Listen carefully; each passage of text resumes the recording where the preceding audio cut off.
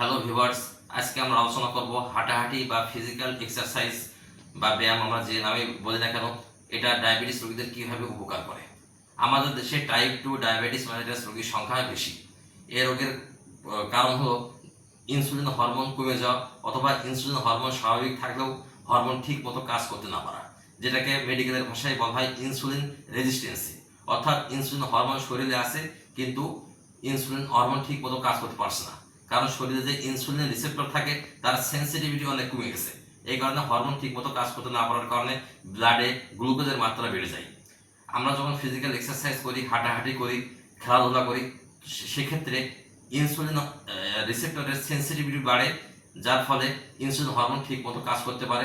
এর ফলে ব্লাডে গ্লুকোজের মাত্রা কমে যায়।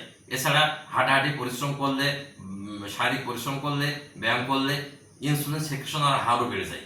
এইভাবে হাঁটাহাঁটি করলে, ফিজিক্যাল এক্সারসাইজ করে আমরা ডায়াবেটিসকে একটা নির্দিষ্ট মাত্রা পর্যন্ত কন্ট্রোলে রাখতে পারি। সেবা নিন, সুস্থ থাকুন।